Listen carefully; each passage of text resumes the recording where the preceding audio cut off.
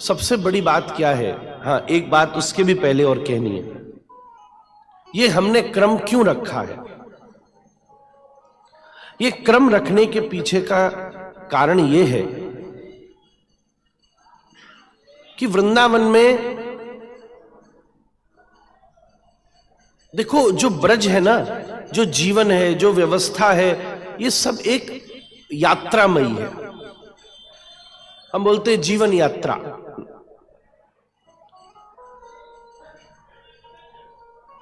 जब व्यक्ति इस शरीर में पैदा होता है तो मानवीय यात्रा शुरू करता है। There is a journey, everything is a journey. धर्म यात्रा है, कर्म यात्रा है, अर्थ यात्रा है, प्रचार यात्रा है। ये सब लोग अमेरिका से आए हैं तो ये प्रचार यात्रा कर रहे हैं। हम भी ऑलवेज यात्रा में रहते। कल कहां थे, परसों कहां थे, अब तो भूल भी गया कि कहां कहां था। श्री रघुनाथ भी पूरी जीवन लीला में यात्रा करते रहते। श्री श्याम सुंदर भी वृंदावन से द्वारिका तक यात्रा करते रहते। श्रीमन महाप्रभु भी पूरे दक्षिण महाराष्ट्र, झारखंड, सब जगह यात्रा करते। क्योंकि हमारे राधा रमण दास यात्रा कर रहे हैं, इसलिए हम उस यात्रा की पद्धति से विषय को शुरू कर रहे हैं। ऐसे ही व्रजमंडल में व्रज यात्रा है। हम सब लोग अलग अलग स्थानों पर व्रज यात्रा करते हुए व्रज का सुख लेते हैं। यह क्रम स्वयं श्री श्याम सुंदर ने ही शुरू किया। श्याम सुंदर भी व्रज में सतत यात्रा करते। कभी इस वन में चलो, कभी उस वन में चलो, कभी यहां ये लीला करो, कभी यहां ये लीला करो। ऐसे ही ब्रज यात्रा है। ब्रज यात्रा में श्रीमद् भागवत कहती है श्री वृंदावन शीर्षस्थ है। उपनंद जी ने परिचय दिया, गोवर्धनम वृंदावनम च यमुना पुलिनानी च। वृंदावन सर्वोपरि है और वृंदावन के 3 परकोटे हैं। विशाल परकोटा कामाबंद से लेकर के, चरण पहाड़ी से लेकर के जमुना जी तक आता है। मध्य परकोटा गिरिराज जी से लेकर के जमुना जी तक आता है। और जो अंतरंग रासस्थली है, कामा से लेकर के यहां तक ठाकुर जी ने बिलग बिलग लीला की है। गिरिराज जी से लेके यहां तक और भी बिलग बिलग लीला की है, और पर्सनल। पर इस पंचकोशीय वृंदावन में श्री ठाकुर जी की अति अंतरंग और सबसे विशेष दिव्य महारास लीला हुई है। ये दिव्य रासस्थली, ये अति अंतरंग लीला है। इसलिए इस वृंदावन में आपको बहुत ज्यादा ये जगह नहीं मिलेंगी कि यहां ठाकुर जी ने गैया चराई है, कि यहां ठाकुर जी ने ये उठाया, यहां ठाकुर जी ने ये खाया, यहां ठाकुर जी ने यहां चले। इस पंचकोशीय वृंदावन में चाहे सेवा कुंज हो, चाहे निधिवन हो, चाहे जमुना जी का तट हो, सब जगह हम श्री श्याम सुंदर के नित्य विहार की चर्चा सुनते हैं। इसलिए इस पंचकोशीय वृंदावन की एक यात्रा है। उस यात्रा में भी 2 विधाएं हैं दर्शन की। जब हम यहां जावें तो वृंदावन में सभी रसिक आचार्यों ने बैठकर के अपनी रसिक प्रणाली में जिन जिन ठाकुर जी को प्रकट किया, वो सब सप्त निधि के रूप में सारे विश्व में जाने गए कुछ समय से।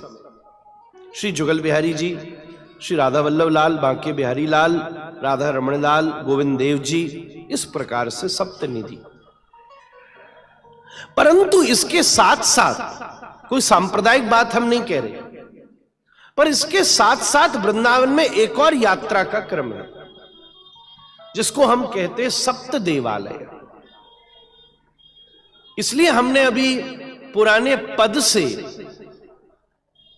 इस विषय को शुरू किया। पुराने वृंदावन के रसिकों ने इन सप्त देवालयों की चर्चा करी।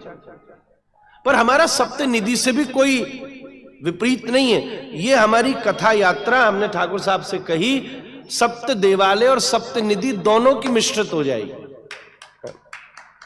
हम दर्शन करने बांके बिहारी भी जाएंगे, राधा वल्लभ लाल भी जाएंगे, जुगल किशोर जी भी जाएंगे, पर सप्त देवालयों का गुण भी सबके हृदय में इसका प्रबोध हो, क्योंकि बहुत सारे लोग इससे परिचित नहीं। ये बात इसलिए आई कि जब अष्ट सखियों के गामन में हम लोग यात्रा कथा करके आए,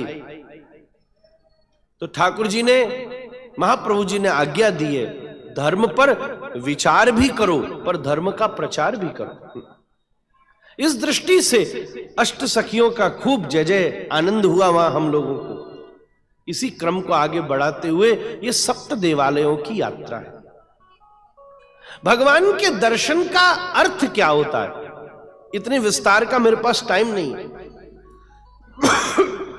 हम ये अलग अलग दर्शन क्यों करें? एक ही तो कृष्ण है। If they all are one Krishna, then why we have to go and do separate darshans? There is not just a difference of form. There is not just a difference of bhava. There is also a difference of संबंध। ये साधना की पद्धति है। आप अगर चैतन्य चरितामृत पढ़ेंगे, धीरे धीरे हम एक एक विषय को आपके सामने उठावेंगे, तो तीन चीजें हैं, संबंध, अभिधेय और प्रयोजन। संबंध, अभिधेय और प्रयोजन, ये तीन चीजें। ये तीनों चीजों का अर्थ क्या है, इसका विस्तार हम शाम वाली बैठक में, आपको शाम को समय मिलेगा और हम लोग करेंगे। ये संबंध, अभिधेय और प्रयोजन के एक एक ठाकुर जी हैं। हम गोविंद देव जी का दर्शन करने जाएं, इसका मतलब नहीं है कि वैरायटी ऑफ कृष्ण का दर्शन करने जा रहे हैं, ना ना ना ना। उनसे एक तत्व की पुष्टि होती है। हम मदन मोहन जी का दर्शन करेंगे तो एक तत्व की पुष्टि होगी। इस तरीके से भजन की प्रणाली में एक एक क्रिया करते करते विस्तार होता है। धीरे धीरे हम सात देवालयों के दर्शन का अर्थ किस रूप में घटित होगा, ये केवल ऐसे नहीं, यहां शक्ल दिखाया है, फिर वहां शक्ल दिखाया है, फिर वहां शक्ल दिखाया है, फिर वहां, कोई अटेंडेंस नहीं लगानी है। हम जैसे वैरायटी ऑफ फ्रूट खाते हैं, ऐसे कोई वैरायटी ऑफ डीटी को देखने नहीं जा रहे,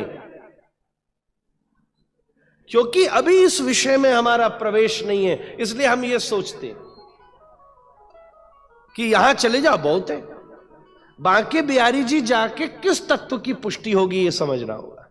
राधा वल्लभ लाल जाओगे तो स्वकीय भाव की पुष्टि होगी। और स्वकीय भाव क्या?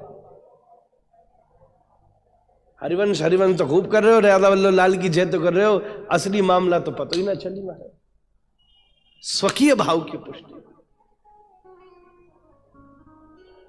हमारे परकीय भाव के जो सप्त देवालय स्वरूप निष्ठ हुए हैं, ये स्वकीय भाव क्या, परकीय भाव क्या, ये जब तक बोध नहीं होगा तो एक चीज ये बताओ, क्या गोस्वामियों में कंपटीशन था जो अलग अलग मंदिर बना दिए?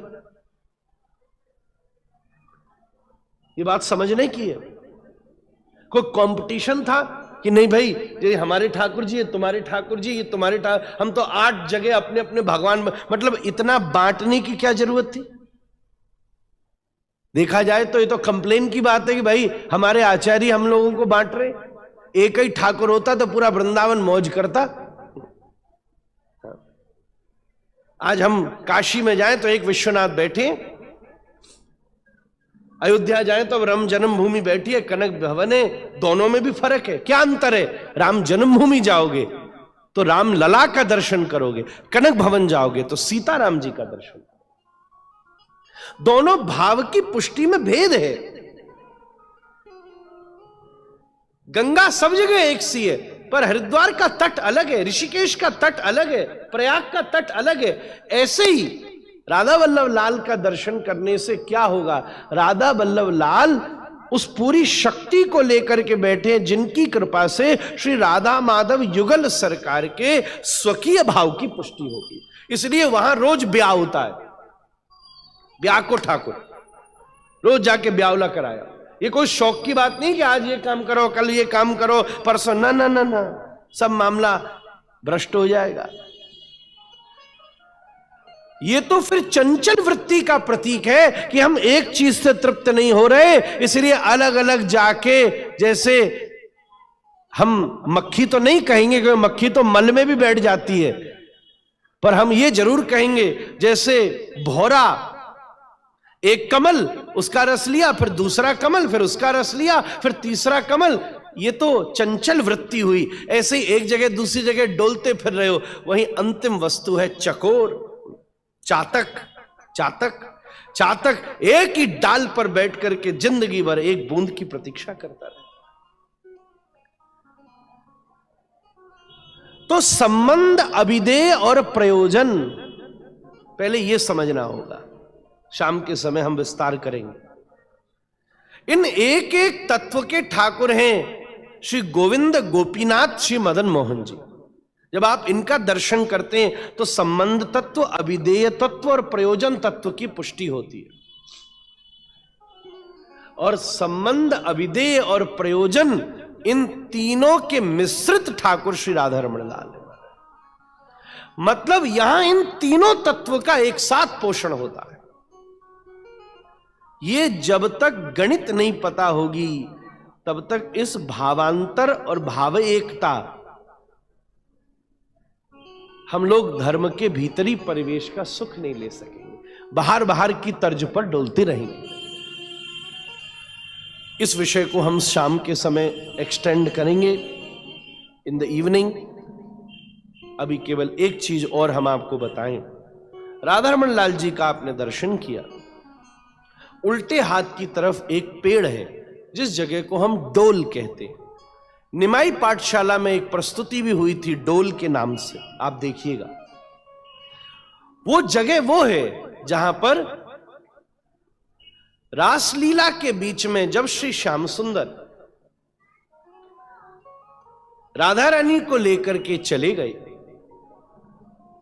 दो प्रकार के वर्ग थे, चंद्रावली जी का वर्ग और प्रिया जी का वर्ग। एक को मान हुआ, एक को मद हुआ। सौभग मदम, दो चीजें हुई। अभी इतने विस्तार हम घुसते जाने, फिर हमें लग रहा है कि बाहर कैसे निकलेंगे। तब श्री किशोरी जी को लेकर के श्री ठाकुर जी पधारे। गोपियां ढूंढ रही हैं, कहां हैं ठाकुर जी, कहां हैं ठाकुर जी।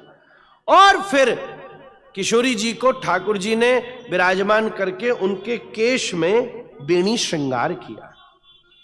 केशव प्रसादिनम तत्र कामिन्या कामिना कृतम। इसी वृक्ष के नीचे बैठकर श्री किशोरी जी ने कहा, ठाकुर जी ने बेणु श्रृंगार किया। करते करते किशोरी जी ठाकुर जी के स्पर्श से और वेणी श्रृंगार से ऐसे आनंद में डूब गई कि उसका सुख लेते लेते याद ही नहीं रही और चुपचाप ठाकुर जी पीछे से जाके छुप गए। महाराज थोड़ी देर में याद आई, तब किशोरी जी ने बड़े प्रेम से ये श्लोक कहा जो हमने आपसे बुलवाया। भागवत जी के इसी श्लोक से वृंदावन के सारे मंदिर प्रकट हुए। हा नाथ रमण प्रेष्ठ क्वासि क्वासि महाभुज दास्यास्ते कृपणायामे सखे दर्शय सन्निधि।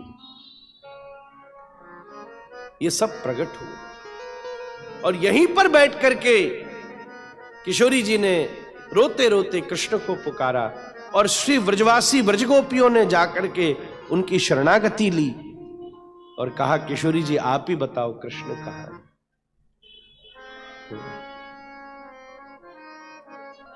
यहीं पर बोला, ओ सुन राधिका दुलारी, यहीं बोला। फिर उसके बाद किशोरी जी और सब जमुना जी के घाट पर गए और दिव्य वंशी वट पर दर्शन हुए। गोपाल भट्ट गोस्वामी जी महाराज दक्षिण से वृंदावन पधारे। हम सुनते हैं कपड़ा दिया था कि श्रृंगार दिया था इसलिए ठाकुर जी प्रकट हो गए। ये ऊपरी ऊपरी बातें, ये भी अच्छी बात है। गोपाल भट्ट गोस्वामी जी महाराज पधारे, रूप सनातन जी से मिले, स्थान ढूंढा कि कहां बैठ करके हम भजन करें। तब अनुभव हुआ कि जहां पर ठाकुर जी और किशोरी जी अंतरंग रूप से मिले हैं और श्री किशोरी जी का बेणी श्रृंगार श्री ठाकुर जी ने किया है, हम उसी स्थान पर बैठकर भजन करें।